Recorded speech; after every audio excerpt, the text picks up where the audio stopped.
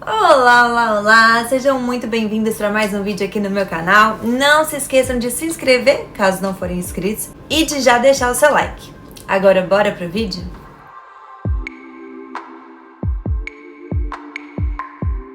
Bom, o vídeo de hoje nós vamos falar sobre a vida de Anne Frank. Anne Frank nasceu em 12 de junho de 1929 na cidade de Frankfurt, na Alemanha. Ela era filha de Otto e Edith Frank, irmã mais nova de Margot. A infância de Anne Frank foi uma infância normal, porém ela era de família judia, uma família que foi extremamente afetada pela ascensão do nazismo. Quando Adolf Hitler chegou ao poder em 1933, a situação da Alemanha se tornou insuportável para os judeus e muitos tiveram que fugir. Então, em 1934, eles se mudaram para Amsterdã, na Holanda, na esperança de encontrar mais segurança. Em Amsterdã, a família Frank construiu uma nova vida. Otto Frank abriu um pequeno negócio e Anne começou a ir à escola. Mas a paz durou pouco. Em 1940, a Alemanha invadiu a Holanda e os judeus começaram a ser perseguidos novamente. Em 1941, os nazistas começaram a impor leis severas contra os judeus. Anne e sua família foram obrigados a usar a estrela amarela nos seus braços, identificando que eles eram judeus. Essa estrela era um símbolo de discriminação. Os judeus viviam sob constante ameaça de serem presos ou deportados para os campos de concentrações. Bom, em 12 de junho de 1942, Anne completou 13 anos. E nesse momento ela ganhou um diário, o qual ela chamou de Kitty, e que seria o seu confidente e seu companheiro diário. Ali ela escreveu sobre os seus medos, sonhos e sobre o seu entendimento do que se passava naquele momento. Mas o que ela não sabia era que um mês após o seu aniversário, quando os nazistas começaram a deportar os judeus de Amsterdã, que ela e sua família e uma família de amigos teriam que se esconder em um local que mais tarde foi chamado de Anexo Secreto, que era na empresa de Otto Frank. Era um lugar apertado e sem conforto, e onde eles viviam com um medo constante de serem descobertos. Durante 2 anos, a família Frank e a outra família judia que vivia nesse anexo com eles foi ajudada por pessoas corajosas como Miep Gies e seu marido Jean, que forneciam comida e davam para eles as notícias do mundo exterior. Dentro desse anexo em que Anne viveu por 2 anos, ela começou a escrever intensamente em seu diário. Até que em 4 de agosto de 1944, o maior medo da família aconteceu. Eles foram descobertos pela polícia secreta nazista. Alguém traiu o esconderijo e a polícia foi lá e prendeu todos que estavam no anexo e aqueles que os estavam ajudando.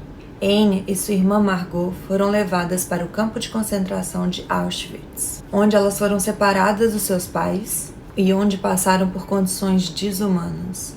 Até 1945, quando, com a aproximação das tropas aliadas, elas foram transferidas para o campo de Bergen-Belsen, na Alemanha, onde as condições eram ainda piores. A vida no campo de Bergen-Belsen era insuportável. O campo estava superlotado e as condições de higiene eram precárias. O frio intenso do inverno e a falta de alimentos causaram uma epidemia de tifo, doença transmitida por piolhos ou parasitas, que se espalhou rapidamente entre os prisioneiros. Anne e Margot foram intensamente afetadas e sofreram de febre, fraqueza extrema e desidratação. O campo de concentração estava um caos. As condições de saúde eram deploráveis e as autoridades nazistas nada faziam para salvar as vidas daquelas pessoas. Anne e Margot morreram em março de 1945, pouco antes da chegada das tropas aliadas para a libertação daquele campo. Anne Frank tinha apenas 15 anos quando faleceu. A sua irmã Margot tinha 19.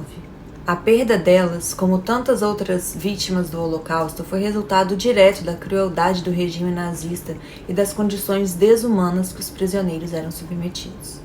Após a morte de Anne, Miep Gies, que havia ajudado a família Frank, encontrou o diário de Anne e o guardou. E em 1947, o livro foi publicado com o título O Diário de Anne Frank. A obra foi traduzida para mais de 70 idiomas e se tornou um dos livros mais lidos do mundo. Da família Frank, a única pessoa que sobreviveu foi Otto Frank, que ajudou no lançamento do livro do diário de Anne Frank, que relata os medos e os horrores que eles passaram durante os 2 anos dentro do anexo. O diário de Anne Frank tornou-se um símbolo poderoso contra o ódio e a intolerância. Sua história tocou o coração de milhões e continua a ser uma lembrança da importância de lutar contra o antissemitismo e todas as formas de discriminação. O Museu de Anne Frank, em Amsterdã, preserva a memória da sua vida e de todas as vítimas do Holocausto. Anne Frank não sobreviveu para ver o fim da guerra, mas em seu diário nos deixa um legado imortal. E ele nos ensina a importância da empatia, da compreensão e da luta por um mundo mais justo. Sua história continua a ser uma luz que ilumina as gerações futuras. Bom, gente, esse foi o vídeo de hoje. Eu também estou trazendo a história de Anne Frank por causa desses acontecimentos em Amsterdã. Inclusive, tem um vídeo agora de pessoas com a bandeira nazista protestando na frente da casa de Anne Frank em Amsterdã. É um momento muito difícil na humanidade em que nós estamos vendo, diante dos nossos olhos, a história se repetir. Os pogroms, como eu fiz o meu vídeo anterior é sobre os pogroms que aconteceram, que abriram o caminho para este holocausto. Nós não podemos permitir que os judeus sejam atacados dessa forma. Primeiro eles vieram pelos judeus e eu não fiz nada porque eu não era judeu. Então eles vieram por mim e já não tinha mais ninguém para fazer nada.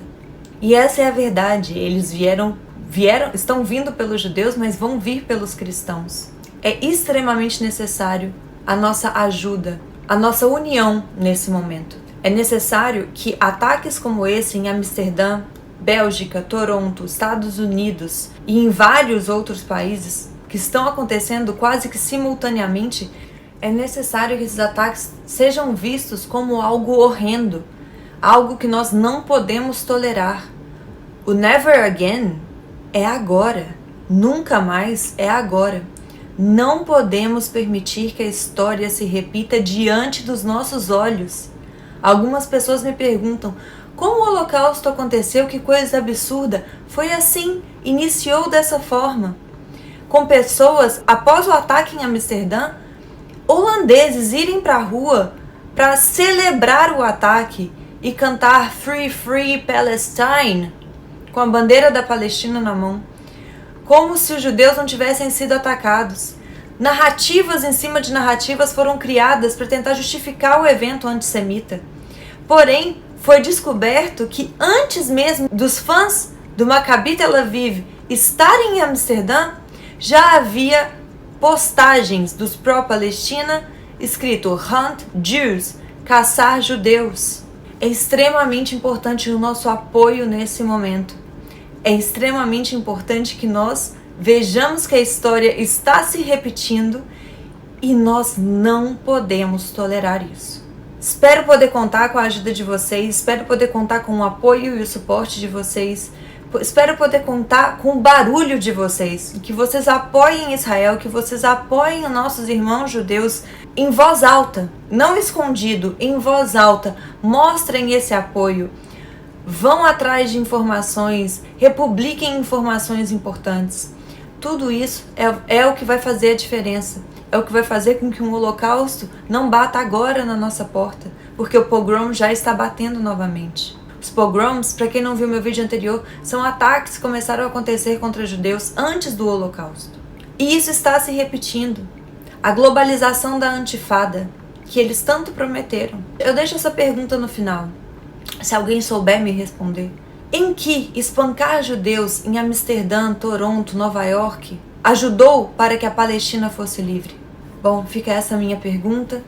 Se alguém souber me responder, eu agradeço. Até mais.